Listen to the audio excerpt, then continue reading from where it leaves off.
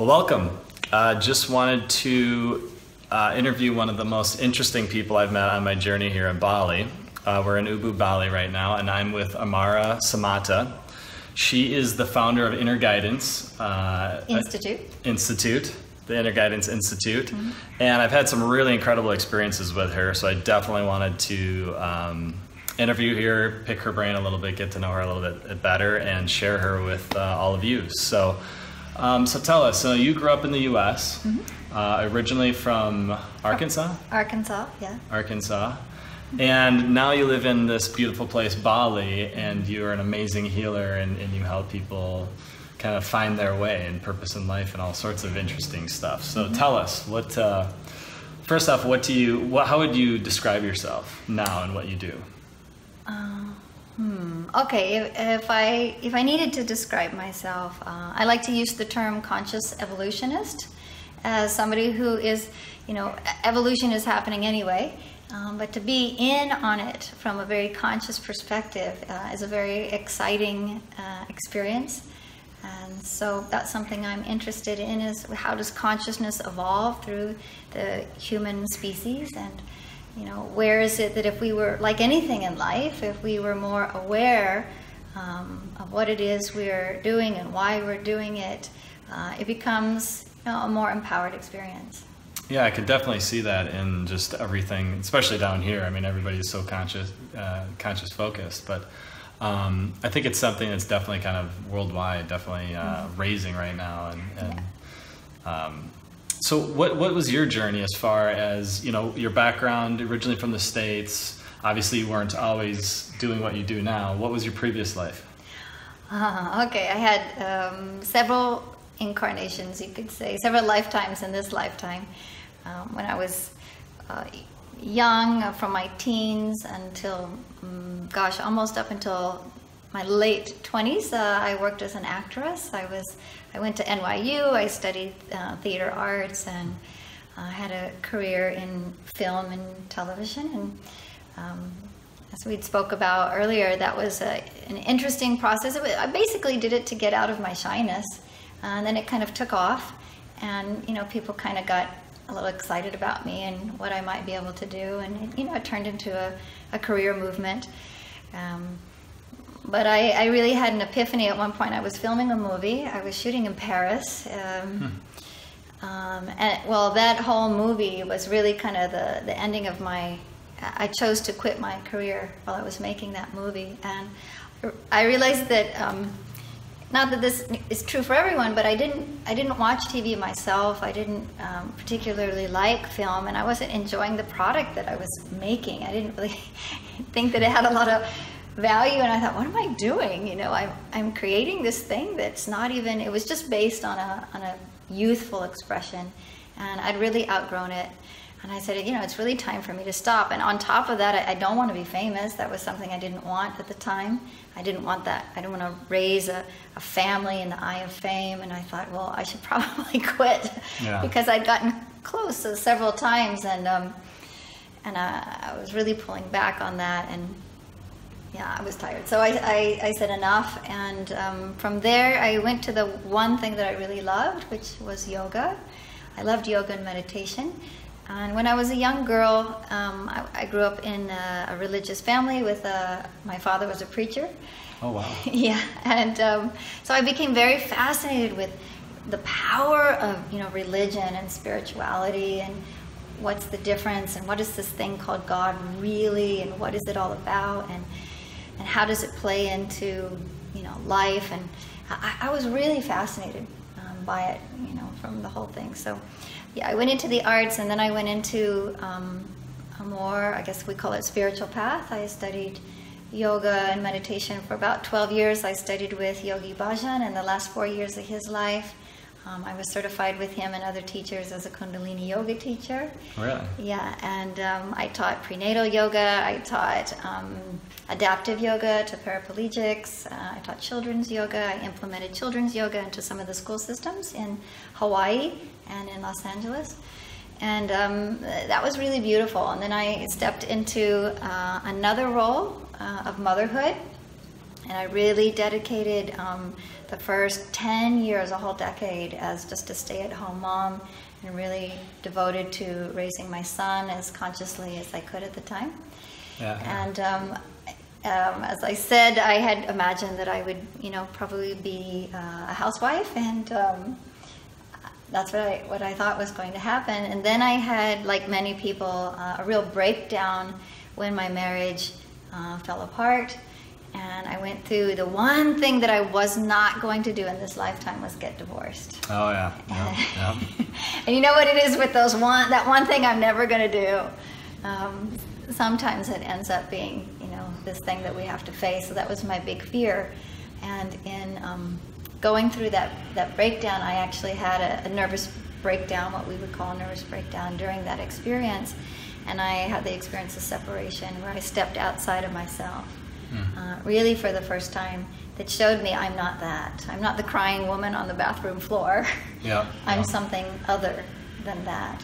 And that really illuminated something very profound in me that could not be denied, and that set me on my next path that led me to what I'm doing today. So, did you have any other points in there that when you were making these transitions that you had a hard time kind of changing your identity, moving out of acting into yoga and then obviously into motherhood and... Well, there were just points where,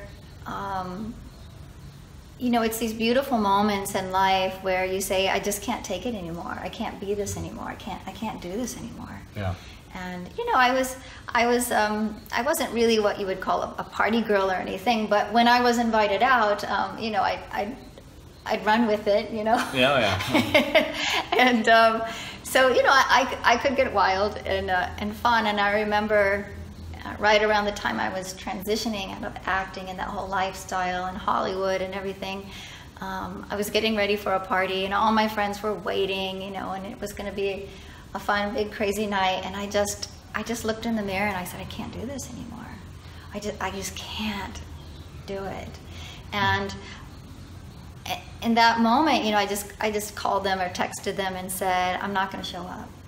And very quickly after that, I tell you, my field cleared out, because if I wasn't going to be that for those people, they really weren't interested in me. So I learned really quickly who your real friends are. Real friends are. So there's a clearing out that can happen when you go, but I didn't know what was coming next, and that's it. That's where the courage comes in. But I knew it just can't be this anymore. So what helped? I mean, that's a great point. Is what helped give you that courage to kind of face the next challenge or role or step out into the unknown? Because for me that was a huge challenge and something I had to overcome before I fully did it. But I knew if I didn't step out that I wouldn't change the way I knew I really wanted to change. Yeah, I mean, unfortunately or fortunately, the best tool is just suffering. Suffering. The pain just goes away, kicking your ass, and then you're like, fine. I'd rather die than continue to live this lie. Yeah. So whatever you can do I always tell people, learn from my mistakes. You don't have to take it that far, and really look at, in those moments where you are feeling good about yourself, what is it I'm really committed to? What would I be devoted to if I were, free, if I were safe? And this is where I bring inquiry into the work that I use. You can kind of trick yourself and start asking yourself the big questions right now and move from that. You don't have to wait for the suffering to come in. Yeah. Well, so you ended up kind of making some of these transitions. You were teaching yoga. Then what were the next steps that you kind of went through? Well, I moved out of the U.S. To Singapore, and that was a really that was a really difficult time, because I was giving up my country. I was walking away from my family. I knew I'd probably never come back to them in the way that we'd been before. It was a big choice, and I was doing so with a man that I knew I wasn't going to probably be able to sustain a life with. So it was one of the hardest decisions that I ever made, and in that, my identity was really shaken. I wasn't in a space that was confirming who I was anymore. And all I was this woman in Singapore with nothing and no one to rely on, and not getting support. as I would have wanted at that time from him and his family. And so it was a really lonely, hard time. And another thing I did was I reached out, and before I even unpacked my boxes, I reached out for a community, and I found this little meditation group in Singapore that was it was just open to new things. It wasn't trying to sell me anything, spiritually or otherwise. It was just a really heartfelt community, and I just signed right up. And So the meditation was a really strong. Yeah, the medicine and the satsang. Putting myself with people who could understand me, that could support me, that could just hold space for me when I was kind of falling apart in that time was really key. So put yourself in a place where you can be supported, where you can thrive, where people understand you. It's nice. Yeah, the meditation has really helped me in my whole transition and kind of getting in touch with myself and my authentic self, and that kind of goes into what you do now. Obviously, I would say for me, it's like your processes and your whole therapy. It's really cutting through the BS that we have and these layers of kind of faces and identities and all of that. It's really powerful. So how did that all come about? Or you tell us how you'd like to walk through, because it's a really powerful experience. So it's one of those things that's really hard to just put a label on. Let's put it that way. Yeah, beautiful. So what I did was, in this real breakdown when I separated from myself, after that, that which was kind of left of me, whatever I had left of my kind of shattered identity, I used it to call in support. So I just said to the universe, please send me something or someone or anything that can help me, just not leave. I just said, just don't leave me here. Whatever you do, just don't leave me this broken wreck of a person. Because if I stay here, I'm going to end up a bitter woman who probably gets sick and, probably dies early. That's just what's going to happen. That's what you had felt at the time. That's just, and it does happen. That is a possibility. So I said, just don't let this happen. Bring me some help. I just used all my, begging powers, and it works. The universe is listening. So this beautiful man came into my life, and he is the founder of the inner dance process. And this is a very, I like to call it a feminine style of meditation and awakening. It's very intuitive. It allows a lot of movement and sound and even your thoughts and images, and all of this kind of shakes itself up and gets itself straightened out before it goes into a silent, kind of more silent masculine approach. So it would be like the opposite of Vipassana. Everything that you're not allowed to do in Vipassana, you're totally allowed to do in this process. And it was so liberating to me. And after, maybe 12 years or 14 years of meditation, everything that meditation was preparing me for happened. Wow. And without having people compare my experience, there are some typical things that happen within the awakening experience. And that's something I'm very, very curious about. So I've heard of an awakening. I don't know that I've experienced an awakening, but now we get to hear exactly what it is. Okay. Well, all right. So there are kind of precursors to awakening. We call these. So at the same time, I'll just say I was mentoring with Pai, who was the founder of the inner dance process, and he was really accelerating and opening me up. And at the same time, I didn't know what was happening to me.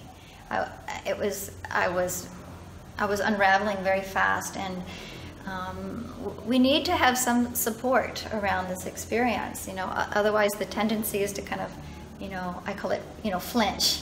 The real training is just don't flinch when it happens, but I was pulling back a bit and I was confused. And so I called to the universe, give me support, please. And I ended up studying with a Tibetan Lama. in the Dzogchen tradition of Mahayana.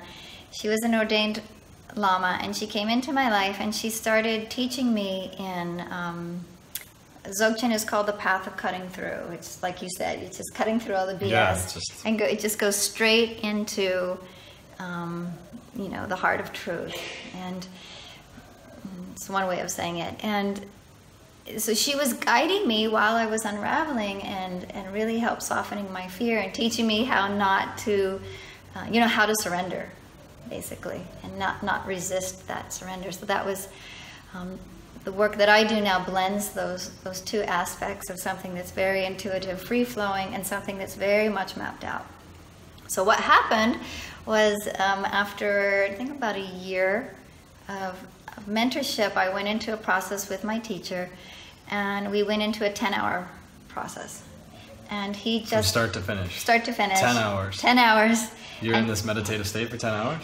Yeah, it looked like everything from we were kind of like an entanglement, it had a lot of movement in it, there was a lot of energetics in it, and I began to go through a physical, emotional, mental, energetic, holistic awakening. And so an awakening has two primary components to it. It has a compassion aspect and it has a wisdom aspect. If you just have the wisdom aspect without the compassion, it's kind of a half of awakening, and that has a lot of pluses and minuses to that, and it really needs to be straightened up. If you just wake up in the compassion without the wisdom, again, there's some glitches that can happen in that system, and then both of those have to embody into your physical vehicle to some degree. And this can happen. I like to say an awakening is, it's really, you can still be, it's like when you wake up from a dream, you might be a little bit groggy, but you're awake. You're definitely not asleep. So you got to at least get yourself, into the realm of awakeness, where you sorry, my dog. Where you you really got to make it to that other side. If you do half of awakening, it can get really what I call an awakening gone sideways. And I work with people who've had that experience. It can be very disconcerting. But in that experience, there was many things happened in that experience, and it would take way too long to talk about what occurred. But one of the beautiful byproducts of that awakening was I went into a blissful state that was nearly unbearable to my system. And this went on 24 hours a day, 7 days a week for 7 months. And it reshaped my whole, not the bliss, but what was behind that blissful state was a perception shift, what I call perfection perception. And it reshaped my whole relationship to absolutely everything. So to my body, to food, to my clothes, to my environment, to my relationships, to sleep, to reality, to the whole thing. It's like a real, it turns your whole world upside down. And it has, basically I'll just say it has 3 aspects to it. So that there's that which is the emptiness, there's that which is the unity or the fullness or the oneness, and then there's that which is the something that's come out of what is paradoxically empty and full, or whole, or united, one, we could say. And out of that is this unique creation that's called you. And so there's a perspective, your outside of duality is your main perception. So duality says, this is me and that's you, this is right, this is wrong, that's black, that's white.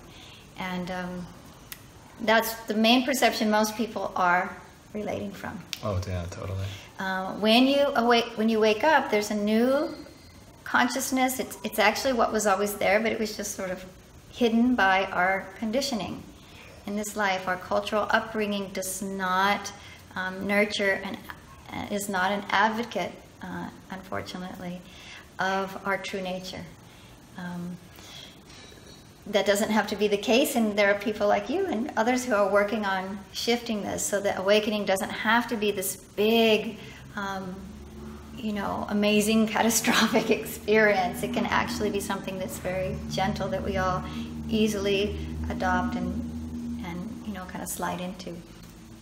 So there's a perception of the empty nature of all things. Like they talk about in science, there's almost nothing there when we start looking at the particles. The quantum level. Yeah, so on a quantum level, there's nothing that happened. It never did. It never will happen. It never was born. It never dies. All that kind of thing. And it's not just a concept. You actually know what that is. That's ultimate truth. Paradoxically, within that, which seems paradoxical only to the dualistic perception, there is an intrinsic oneness with all things, and everything is all connected, and that's why you can't continue to behave in the same way, because you've realized that it's all one thing, and you wouldn't hurt yourself, typically if you knew who you were and what you were, and so your whole relationship begins to shift to everything in the world and every person, kind of thing. Everything is, there's one way of looking at it, we say there's nothing that's not you. The other perspective is there is no you, and both are true. You could just pick one.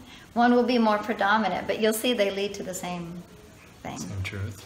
Yeah, and then of course there's a you and a me, and that's okay. It's not the same as I thought it was before. Yeah. There's much more to that now. But this awakeness then brings in something that is now operating for the sake of the all. So it's no longer operating like in a dog-eat-dog framework, It's not out for itself. It's not trying to gain anything. It knows it can't lose anything. It knows there's nothing to gain. And yet out of that, something is still expressing itself, seemingly. Really for all that's involved. And that's why it tends to bring about a more altruistic way of living, which is our natural way of being, actually.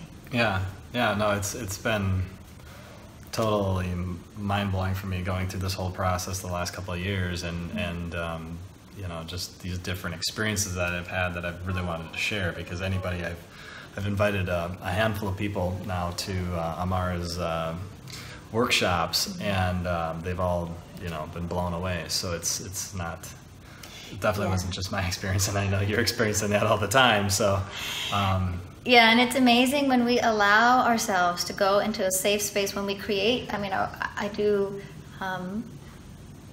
put some awareness towards creating a safe space for people to feel the truth of what they are, and to really just go straight into that, as much as people are willing to do that.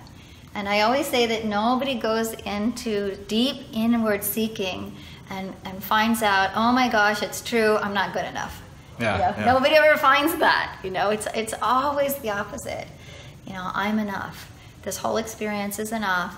And from there, all kinds of amazing possibilities based in that which is conscious, that which is consensual, and that which is sustainable, which is kind of the nature of true nature itself. Those are its three kind of values that I've ever found anywhere emerging. And from there, we can do all kinds of things with this amazing experience called life. Yeah, it's amazing how powerful and simple the truths are when they hit you in the face. And it's not until you experience it, because you can read about it and you talk about it and you read little pamphlets or whatever sayings that says whatever, we are all one. Yeah. But when you feel it, it's mind-blowing. Yeah, it blows that whole mind. I was never like that my entire life, and I kind of laughed at people like this, sure. And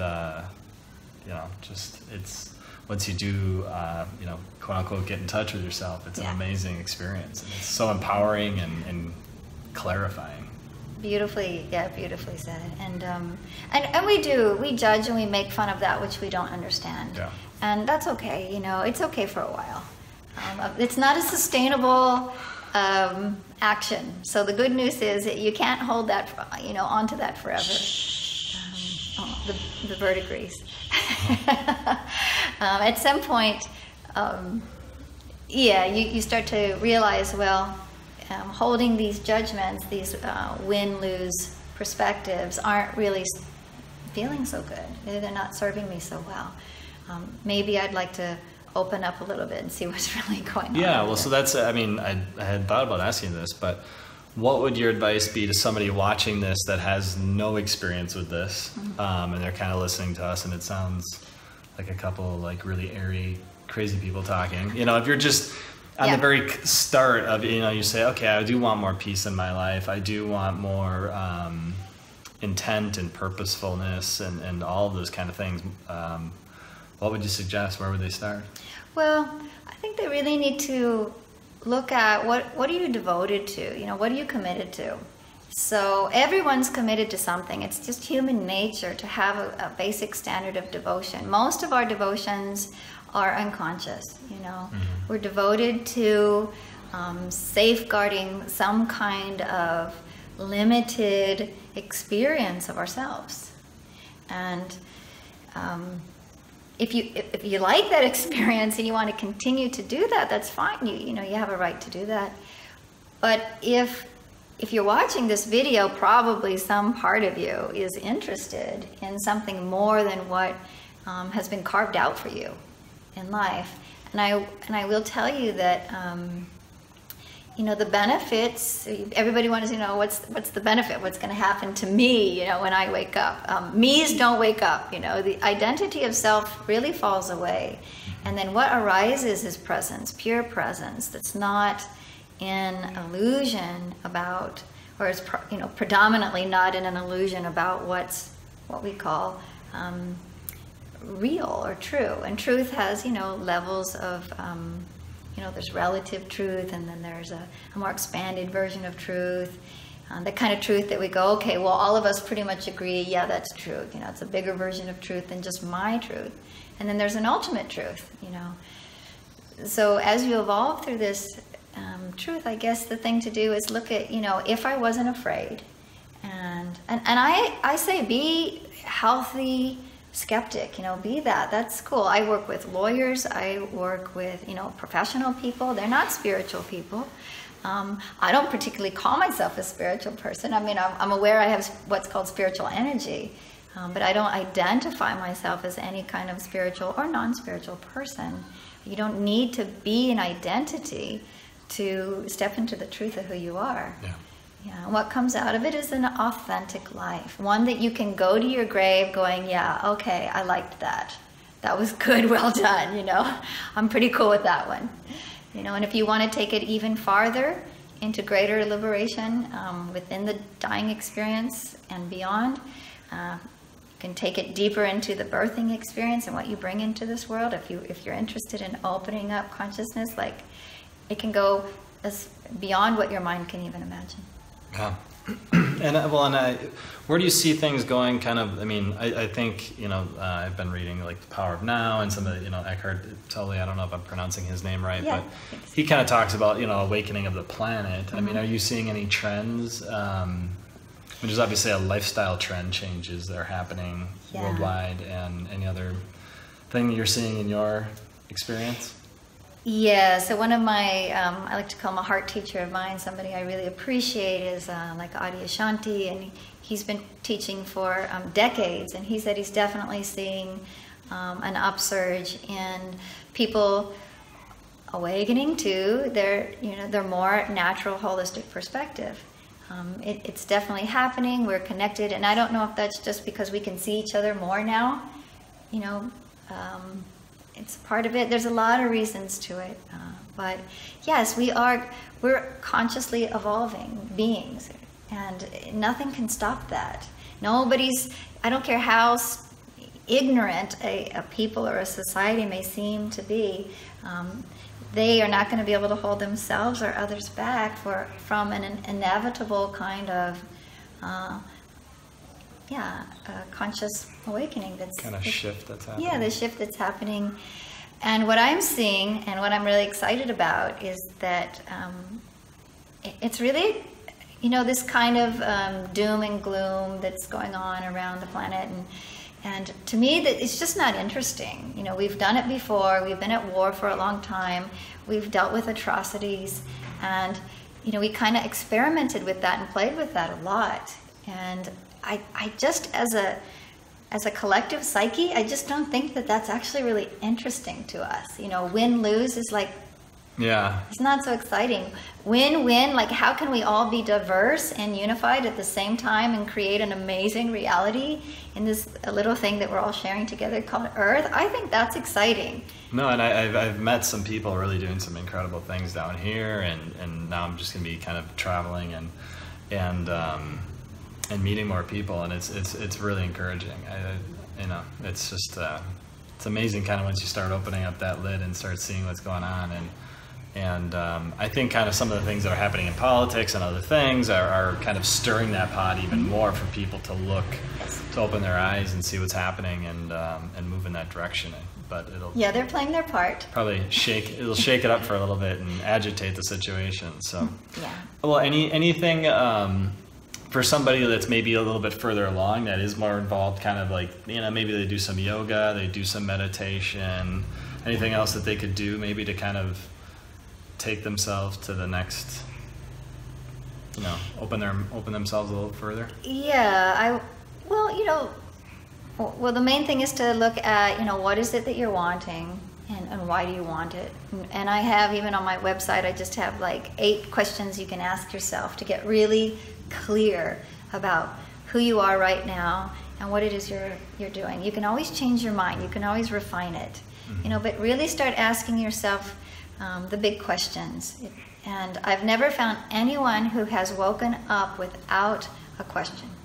So inquiry is definitely key. It's the one thing, no matter what tradition it was, they all ask themselves, you know, who am I? Where does presence come from? What is the truth of what I am? You know, these kinds of things. So, and we're naturally born wondering this. You know, when we're children, we want to know, you know, why, what's the sky blue, and why is the ocean like this? And, you know, we're naturally meant to inquire and to evolve out of this inquiry. So that might be a good spot to go, is your website. What's your website? Yeah, so the website is amarasamata.com, and I also have innerguidanceinstitute.com. And I have one way of bringing people into the truth of what they are. I love taking people to their next level of whatever that is on the spectrum. There's an egoic spectrum, there's a divine spectrum, and there's even that which is beyond that. So wherever you are, I'm happy to have people plug in and really work with people who are looking to, you know, there's got to be something more. And, you know, don't stop until you get to that, until something, you know, when you've had an awakening, it's unmistakable. It's kind of like childbirth. Did I give birth to a baby or not? I can't remember. It's not like that. You will know, you know, when it happens. And so, you know, find something that speaks to you, And I know it can get confusing out there, especially with a lot of new, sparkly spiritual identities taking the place of other identities. That's fun. It's a type of upgrade. But if you're interested in true liberation and what that can do from a human perspective, you know, connect with me or connect with people that are having the same type of message. Do your research.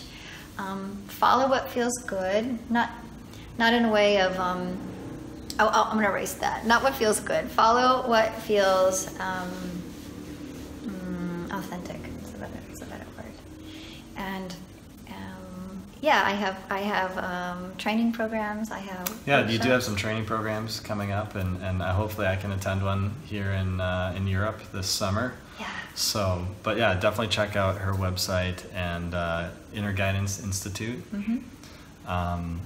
And you can also find her on Facebook. So there's lots of different ways.